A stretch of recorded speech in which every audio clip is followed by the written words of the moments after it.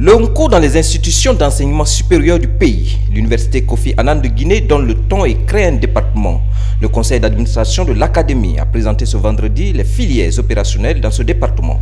Nous avons pour un début créé 4 filières au niveau du département ONCO de l'université Kofi Annan. Il y a un programme d'alphabétisation, c'est-à-dire l'initiation à l'écriture ONCO, qui est divisé en 3 niveaux. Le deuxième programme, c'est le programme que nous appelons informatique au niveau du ONCO. À partir des langues nationales aujourd'hui, on peut maîtriser le système informatique.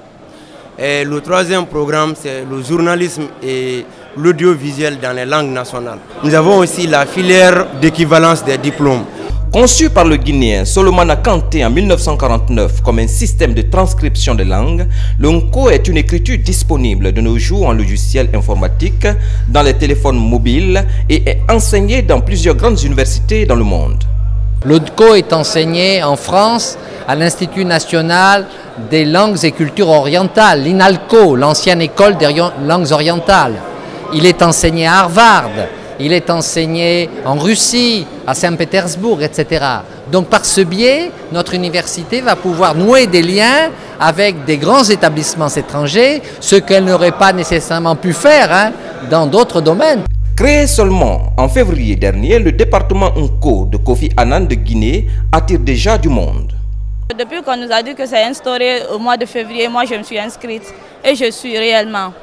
En passant par les caractères latins ou arabes, il y a de ces phonétiques qu'on ne peut pas transcrire, c'est-à-dire vis-à-vis de notre langue. C'est très difficile. Mais les caractères NCO, ça nous permet quand même de bien apprendre les autres langues aussi. Quand on dit les caractères NCO, ce n'est pas seulement pour un malinqué, mais c'est des outils par lesquels on peut transcrire les langues.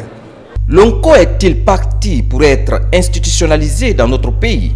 En tout cas, ceux qui l'utilisent déjà parlent des moyens sûrs de valorisation de la culture et d'acquisition de connaissances dans tous les domaines de la vie à travers nos différentes langues.